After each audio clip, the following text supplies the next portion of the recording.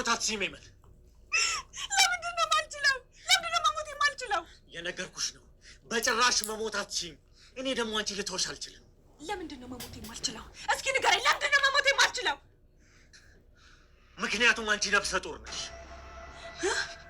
አዎ ይመል፣ የ6 ሳምንት ነፍሰ ጡር ነሽ።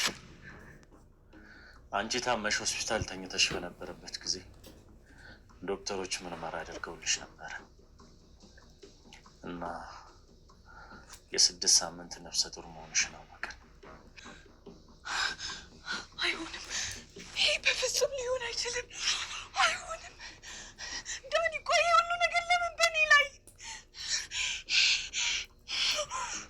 ምናልባት ይሄ ለአንቺ አዲስ ጅማሮ ነው።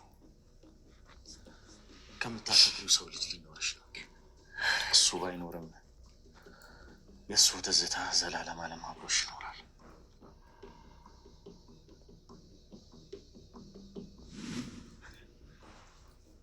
ኧረ ይቅርታ ካልጠየኳት ዛሬ መጨረሻ ያልሻልሽውን ስራ ነገር ይደግም።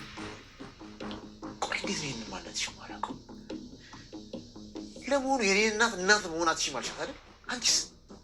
አንቺ ግን የእውነት እናት ነሽ? እንዳደረግሽ ታውቂያለሽ። እኔን የሰፈር ዱርዬ ቀጥራ ለማስገደድ ሞከረች። ነገር ግን በሚያሳዝን ሁኔታ እኔ ሳልሆን በእኔ ፋንታ ነፂ ተጎዳች። ቆይ ለምን? ልጅሽን ስለተውኳት? ሲጀመር እኔ እንደ ልጅሽ ብታይ ኖሮ ለምን እንዴት በሽ ጠይቂኝ ነበር። አንቺ ግን ምን አደረግሽ? ጭራሽ እኔን ለማስገደድ ሞከርሽ። አይ የሱ የሆነ ነገርን በሙሉ እኔ ጋር እንዲኖር አልፈልግም። እናቴን ያጣሁት በሱ ምክንያት ነው። እንደውም የምኖርለትን ምክንያት አገኘው። ለእያንዳንዱ ላደረገው ነገር እያንዳንዱ አስከፍለዋለሁ። ቆይ አልገባኝም። ከእናትሽ ሞት ጋር ዳግም ምን ያገናኘዋል? ያኔ የዛን ቀን ማታ ዳግም መጥቶ እናቴን ያልሆነ ነገር ተናገራት። ከዛ እኔ ደግሞ ንዴት ላይ ስለነበርኩኝ ከእሱ ጋር እየተጨቃጨኩ እሷን አላየኋትም ነበረ። ቀደም ባትኖር እኮ እናቴ አትሞትብኝ ነበር። እና እናትሽ እንደሞተች ዳግም ያውቃል? አይ አያውቅም። ቢያውቅ ኖሮ ስጮህ ሰምቶ ሮጦ ይመጣ ነበር። ያው ማለት ሰውን ለመርዳት ፍላጎት ካለው። ቆይ ከእናትሽ ጋር ምን አገናኛቸው? ቆይ ልብ ድካማ እስኪነሳና እስኪያስጨንቃት ድረስ ምን ተናግሯት ነው?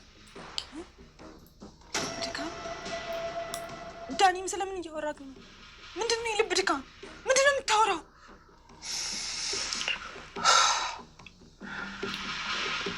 ኤሚ፣ ስላልነገርኩሽ በጣም ይቅርታ። እናትሽ የልብ ድካም ነበረባት። ምን? አዎ፣ ለአንቺ እንዳልነግርሽ አጥብቃ አስመላኝ ነበረ። ለአንቺም ነግርሽ ከሆነ ልጄ ባትሆንም እንደ ልጄ ረግመሃለሁ ስላለችኝ ይህን ነገር ለአንቺ ልነግርሽ አልቻልኩም። ከልቤ ካለቀስኩኝ እርግማን ይደርስብሃል ስላለችኝ ነው። ዳኒ እኮ ሄመንን በጣም ነው የሚያፈቅራት። ምን ማለት ነው ደግሞ? ከመወጋቴ በፊት እነሱ ሰፈር ያለ ፀጉር ቤት ሄጄ ነበር። እዛ ነው ሲያወሩ የሰማሁት። ማለት ምን እያሉ ነው ደግሞ የሚያወሩት? ከድሮም የጓደኛውን ትራፊ ነው የሚበላው። አሁን ደግሞ እሱ የተዋትን ሴት የራሱ ለማድረግ እየተሯሯጠ ነው። ድሮም ከማይመጠነው ሰው ጋር ነው ጓደኝነት የጀመረው እያሉ ነበረ። ግን አንተ የሚያፈቅራት ይመስላል።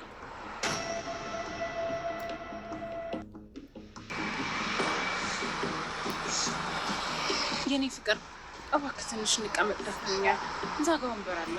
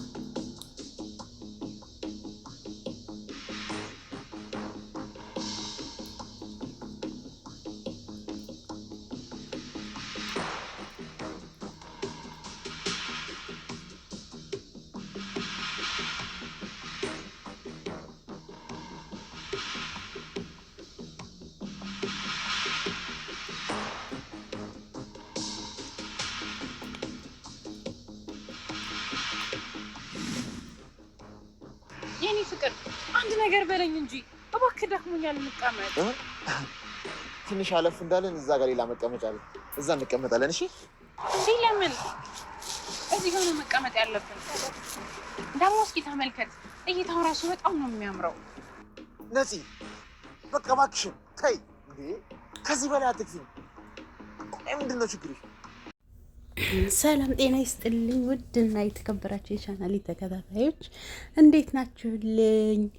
ያው እንግዲህ ዛሬም እንደተለመደው በአዲስ ቪዲዮ መጥቻለሁ። መልስ አዲስ ተከታታይ ድራማ በጣም የሚያሳዝን በጣም መሳጭና በጣም ምርጥ ነው። በእውነት በጣም ምርጥ ነው።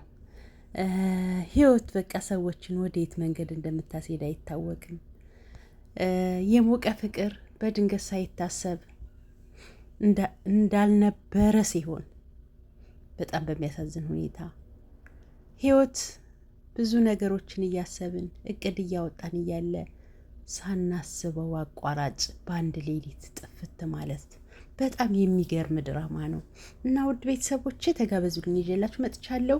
መልስ ተከታታይ ድራማ እንግዲህ ዛሬ ይዤላችሁ መጥቻለሁ። ክፍል 6 ምንድን ነው? ሄሚ ያው እናቷ እንግዲህ በድንገት ሳይታወቅ አርፋለች። በድንገት ቢሆንም ያው እንግዲህ የህመሙ ምክንያት ይታወቃል። ልብ ድካም ነው። ነገሮች ሁሉ ሳይታሰቡ በቃ ያልሆነ ነገር ውስጥ ገቡ። ምክንያቱም አንድ ስህተት ብዙ ነገሮችን ታበላሻለች። ዳግም እንግዲህ የእናቴን ሀሳብ ልሙላ ብሎ ቀለል አድርጎ አስቦ ከሆነ ጊዜ በኋላ እንደዚህ እያለ ሳያስበው ሰርግ ተደግሶ ሌላ ሴት አገባ። እንደ ዳጊ ሀሳብ ሲጀመር ሲያገባ ለወረቀት ብቻ እንደሆነ እና ከዛ የዘለለ ነገር እንደሌለው አስቦ ነው የገባው። ነገር ግን እኛ እንዳሰብነው አይደለም። ነገሮች ሳይታሰቡ ሁሉም ነገር ተበለሻሼ። ምክንያቱም ያገባት ሴት በጣም ተወደው ነበርና ከመጀመሪያ ፍቅረኛው ከሄሚን ለማራቅ የቻለችውን ነገር ሁሉ አደረገች። ጭራሽ ቅጥረኛ ቀጥራ ካስደበደበችው በኋላ የሄመን እናት እንደሆነች ስትነግረው መቼም ወንዶች ሞኞች ናቸው። የሴትን መሰሪነት፣ ተንኮል ሁልጊዜ አያስቡም። እናም አመናት። እጅግ በሚያሳዝን ሁኔታ የሚያከብራትን የሚወዳትን ሴት እናት ሄዶ ባልተለመደ መልኩ ሰደባት። ምክንያቱም ከዳግም እንደዚህ አይነት ነገር አትጠብቅም ነበርና እሷም በጣም በድንጋጤ ልብ ድካሙ ይዟት ለዘላለሙ አሸለበች። እናም እንግዲህ በዚህም ሁኔታ ሄመንም ታማ ሆስፒታል ገብታ ነበር። በሚያሳዝን ሁኔታ ሄመን ጽንስ ይዛለች፣ እርጉዝ ነች። ያም የዳግም ጽንስ ነው። በጣም የሚያሳዝነው ነገሮች ከኋላም ከፊትም ብልሽት ሲሉ መውጫ መንገድ ይጠፋል።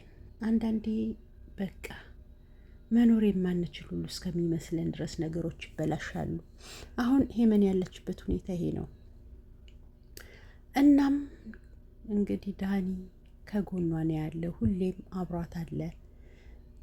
ዳኒ የዳግም ጓደኛ ቢሆንም ነገር ግን ሄሚና ዳግም የነበራቸውን ፍቅር ዳግምም ለሄሚ የነበረውን ፍቅር ስለሚያስብ ከጎኗ ሁሉ እየደገፋት ነው። ምክንያቱም በዚህ ታሪክ ውስጥ ዋናና ዋና ስህተት ሰሪው ዳግም ነው። ለዛም እውነተኛ ጓደኛው ስለሆነ ከሚያፈቅራት ሴት ጎን ሆኖ እየጠበቃት ነው። ነገር ግን ያች ተንኮለኛ ሚስቱ ነፃነት ዳግም እና ሄሚ አብረው እንደሆኑና ዳግም ደግሞ ቀጥሮ እንዳስደበደበው ስላስመሰለች ዳግም ሙሉ ለሙሉ አምኗት በእሷ ስህተት ውስጥ ገብቶ ትልቅ ስህተት ሰራ። በወጥመዷ ውስጥ ወደቀ። ሁሉም ነገር ተበላሸ። ዳግም ያጣው ፍቅረኛውን ብቻ አይደለም፣ ብዙ ነገሩን ራሱን ጨምሮ ጓደኛውን፣ ቤተሰቡን፣ ሁሉ ነገሩን አጣ።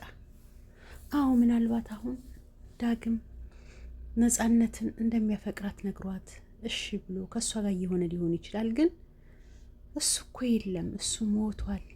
የእሱ ልብ ሄመን ውስጥ ሞቷል። ሄመን አሁን እጅግ በጣም እጅግ ተስፋ ቆርጣ ዳግምን ከልቧ ውስጥ አውጥታ ከፍቅር ይልቅ ልቧ ወደ በቀል ተቀይሯል። እጅግ በጣም ያሳዝናል። የምትሳሳለትን፣ የምትወደውን፣ የምታፈቅረውን ሰው በዚች ቅርብ ጊዜ ውስጥ ከፍቅር ወደ በቀል። ዳግምም እንግዲህ ሄዶ ሲያናግረው በተናገረው ነገር እጅግ በጣም ተከፍቶ እሱም ወደ በቀል ተቀይሮ ዳግም ሄመንን እንድታገባው ጠይቋታል። ውድ ቤተሰቦቼ መልስ እጅግ በጣም የሚገርምና በጣም አስተማሪ ድራማ ነው። ለዛሬው እዚህ ጋር ጨርሻለሁ። በቀጣይ አሪፍ ፕሮግራም ይዤላችሁ እመጣለሁ።